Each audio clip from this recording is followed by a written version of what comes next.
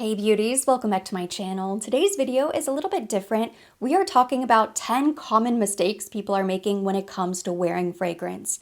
Now, I am a firm believer. There are no hard and fast rules in beauty, but there are still general guidelines, basic considerations that should be accounted for. Common courtesy, if you will. We are discussing the biggest offenders so that you don't make any of these fragrance faux pas. If I left anything off the list, or if there is a fragrance rule that you live by, drop it in the comments section. And remember, this video is meant in good fun. It is just a conversation starter. We're starting with a softball so I don't ruffle any feathers too early on, but I think most of us can agree on number one, which is do not wear heavy fragrance when you are traveling. If you are about to board a plane, a train, a bus, get into an Uber, your heavy beast mode fragrances should be off limits.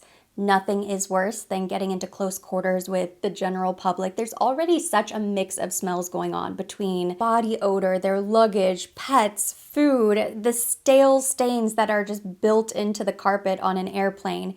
If somebody sits down next to you and they just bathed in a Ventus that is instant headache, you're gonna feel nauseous, and it is just so inconsiderate to do. Am I guilty of rushing out the door to an event or to a dinner, spritzing myself with fragrance and immediately hopping into an Uber?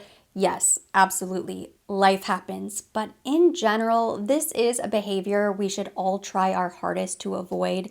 You never know what sensitivities somebody else may have. What we think smells incredible might be offensive to somebody else, and when you are in a tight space with the general public, even a few spritzes of something really light can be way too overpowering. As a rule of thumb for plane travel in particular, you can never go wrong with an everything shower either in the morning or the night before, making sure your hair is clean, your clothes are fresh and clean. Apply your deodorant, maybe a lightly scented body lotion, maybe a spritz of a body oil, 1 or 2 spritzes of something very light, a freshie a few hours before you even leave to the airport is fine. We are not looking for projection here. No one is going to appreciate that you have created the perfect scent bubble when you are sitting shoulder to total strangers. If I start sniffing to the left or the right, I should not be able to detect your stale fragrance from club space the night before. All I want to smell on you is fresh, clean laundry. That's it. Tide, Gain, Bounty, fresh shampoo and condition. That's all I want to smell on you if we are travel buddies. Number 2, we're getting niche, but I think most people will still agree with me here that it is inappropriate to wear a bold fragrance if you are part of the bridal party. Now, if you are simply a wedding guest, you have more freedom, more leeway. You were probably just invited. You could be somebody's date, but you don't really have any responsibility or loyalty to the bride. If you are mother of the bride, mother of the groom, maid of honor, or any part of the bridal party, this is not the time to douse yourself in black opium, especially if the bride is, for example, wearing a light, dainty, white floral bouquet type of fragrance, something whimsical, angelic to mark the occasion, something that matches what a bride wants to feel on her wedding day. If you're in the bridal party, you should be wearing a fragrance that complements her, that is supplemental. And it really doesn't matter if she's super chill, easygoing, doesn't care either way, or more of a bridezilla controlling all of the details. I'm not suggesting you have to ask permission regarding fragrance or get it approved. It might not be a terrible idea if you know your bride is very type A, concerned with all of the minute details. It's about showing respect to somebody you love and care about on their big day. If you're part of the bridal party, hopefully the bride is someone you know intimately, you care deeply about, you have seen all of the hard work that they've put into this big moment. The wedding day is the one day that it is all about the bride, and your fragrance should be reflective of the role that you are playing in the celebration. Rule number 3, you should not wear bold fragrance, potentially any fragrance whatsoever, when dining in close quarters. I posted a semi-viral TikTok and reel on this subject a couple years ago, and it received a lot of interesting comments and strong opinions, but 70 to 90% of what we perceive as taste actually comes from smell. You might not only be impacting other people's meals, you could accidentally be ruining your own dining experience. There's a very fancy Michelin star restaurant in Miami called Shingo. It's a traditional Japanese omakase style sushi restaurant where you're sitting at a countertop next to strangers. Everybody is shoulder to shoulder. It's a speakeasy style, very cool place. We were celebrating my husband's birthday. We were going for the first time, and when I looked at their website, I noticed that it said no perfume. People didn't believe me, but it's still on the website. It says no fragrance, and the reason is because they don't want it to interrupt the delicate flavors. They don't want it to ruin other people's dining experience because everybody is so close. It's a very intimate upscale restaurant, and they want to make sure that everybody has the best possible time and really enjoys all of the flavors. I had honestly never heard of a restaurant asking people not to wear fragrance before, so I found it really interesting. I think this is a case that falls under common courtesy. I don't think it's a bad idea. I read through a lot of comments with mixed emotions either way, and apparently it's somewhat common in Japan, but it is definitely not common in Miami, where we are known to wear bold fragrances. If you go out to any of the fancy restaurants, you are going to smell so many smells when you're out. People are guilty of overspraying like crazy here. It doesn't surprise me at all that they wanted to put it on the website just to give people a heads up. Now, do I think they would kick people out of the restaurant? Probably not. But it serves as a really nice reminder, and it's something that I keep in mind now whenever we're going out to dinner. Now, if we're not going to be shoulder to shoulder with strangers sitting at the same table together, that's different. Do I wear fragrance out? Yes, absolutely. But it made me more mindful when I'm getting ready to go out for a date night. I didn't wear any fragrance that evening. I took a little travel spray bottle with me in the car so I could spritz it afterwards. It's a good practice in general. Whenever you're dining out, you want to be able to enjoy the food and not feel like you are munching on somebody's cologne. Number 4 is also location specific. We're talking about the office. Especially if you work in a corporate setting, skin scents are always going to be the most appropriate style of fragrances to wear. Think light florals, light musks, all of your freshies. It's not the time to pull out your deep, moody wood fragrances, oud fragrances, or anything that's too sugary sweet. And I'm going to take it a step further and say that you should not be reapplying your fragrance at the desk. Now, of course, it depends on where you work. In general, I don't think it's the best habit to get into. You know, people say dress for the job that you want, not the job you have.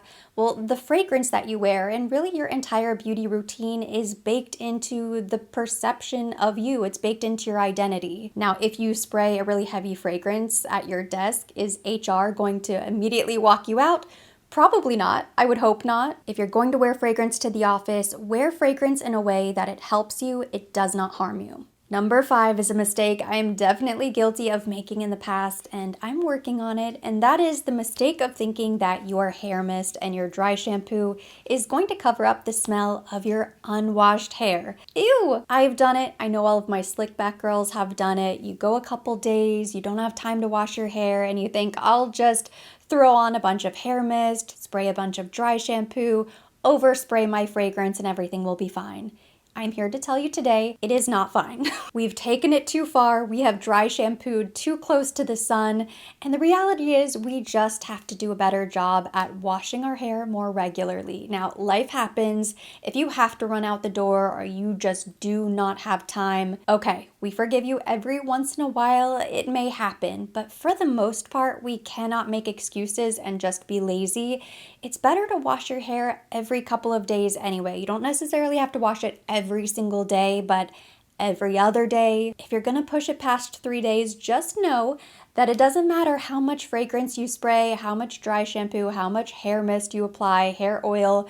It doesn't really matter. Nothing is masking that smell because it's simply body odor. It's not any different from our underarms. You know, if you have body odor and you smell and you douse yourself in fragrance, you aren't really covering up the scent. You're just adding and mixing things. You're throwing things into the mix, but it doesn't smell pleasant overall. Going back to what we discussed with number 1, traveling with the general public, nothing beats an everything shower. It really is the heart and soul. The foundation of smelling good starts in the shower. Number 6, if your goal is to smell elegant and sophisticated and you are hoping to capture that old money aesthetic vibe, you have to stay away from the sugary sweet fragrances. And this is not a knock to all of my gourmand loving ladies. There are plenty of gourmand fragrances that smell exceptionally elegant, but I'm talking about all of the recent, really popular, kind of sickeningly sweet, super synthetic sugary fragrances. There are exceptions to every rule, of course, but as a rule of thumb, super sugary sweet fragrances come off a bit cheap and young. It is what it is. It's not necessarily a knock on any fragrance in particular. It's just the overall mood that fragrance is going to give. I have been so vocal about my love for this Ariana Grande Thank You Next fragrance. This is very sweet. It is inexpensive. It smells like toasted coconut and a vanilla sugar bomb. And I love this fragrance. It's one of my most used fragrances. I wear it all the time if I'm running errands, if I'm running to Pilates, I'm just out and about for the day and I'm not really thinking that much into my fragrance. You know, I'm not dressed up, not going anywhere special. I just want to spritz on a little something. This is such an easy grab and go, and I receive a lot of compliments on this fragrance because it does smell really good. But I'm not delusional that while it smells good and it smells very edible, super sweet, it's definitely not giving CEO, heir to the estate. It's not giving luxury. This does not smell like an elegant, mature fragrance. I wear this for me, myself, and I. It's a very casual fragrance that I spritz on without thinking too hard about it. I think the price reflects the fragrance. It is a less expensive fragrance. It doesn't smell like an expensive fragrance. And this is just one example of a sugary sweet fragrance that's really popular that comes to mind. It's just something to think about. What is the style of the event you're attending? What are you wearing? What is the mood that you're trying to convey to other people?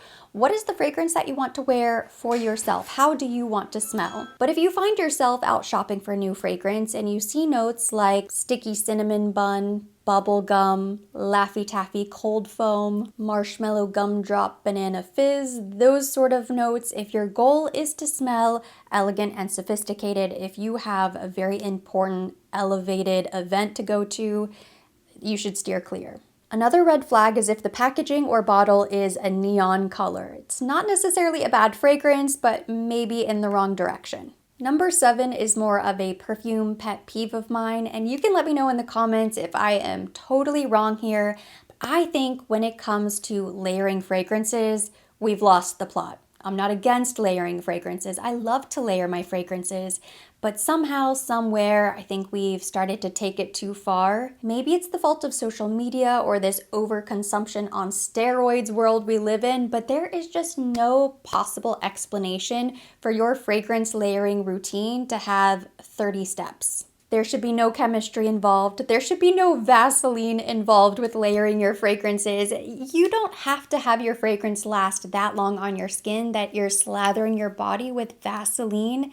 You're gonna feel so sticky and gross. You're gonna smell weird at the end of the day because you're just gonna hang on to every possible little scent and fragrance that you come across. If you're spraying 3 eau de parfum fragrances, you're reaching dangerous territory. You should definitely be only spraying fragrances in a similar scent profile.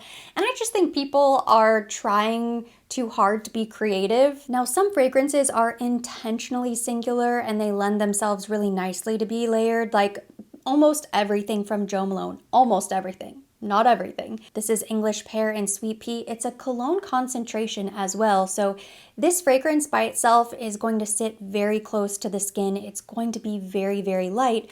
So if I wanted to add a bit of complexity and go in with my wood sage and sea salt, I could do that because they're both light, fresh fragrances. If I layer 2 colognes together, it's not going to be overpowering. But if you've spent a couple $100 on a designer or a niche fragrance, you already have a masterpiece on your hands, and you really shouldn't feel the need to make that many tweaks or adjustments. Number 8 is a fragrance application mistake. Now, this only applies when you're wearing delicate fabrics, maybe in the evenings if you have a special event.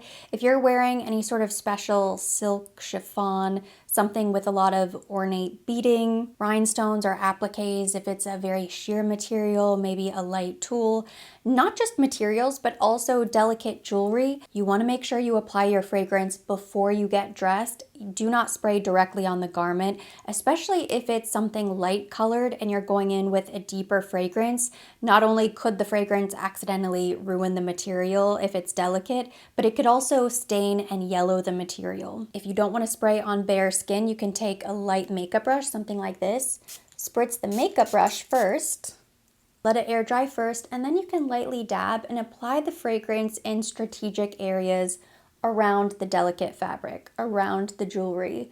Number 9 might be the most common mistake on this list, and that's people thinking that they shouldn't have to reapply their fragrance, or that if their fragrance isn't projecting after 6-7 hours on the skin, that it's not good quality. That is simply not the case. You could be wearing the most expensive, high quality, luxury niche fragrance, but after 3 to 4 hours on the skin, it's not going to smell as strong as when you first applied it earlier in the day. You might even become a bit nose blind to it. That is a very common phenomenon where you're so used to smelling yourself that you can't smell your own fragrance.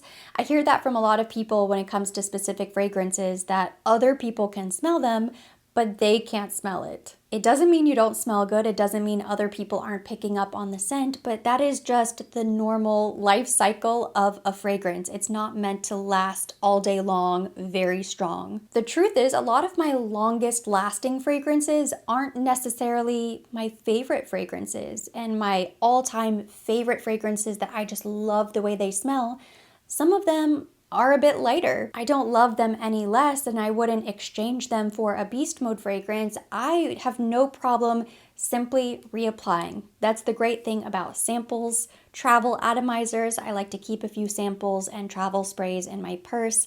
That way, if I'm out and about and I feel the need to touch up, I can. I don't think it's appropriate to touch up your fragrance or refresh in front of other people or out in public, especially if you're eating or sitting down with somebody.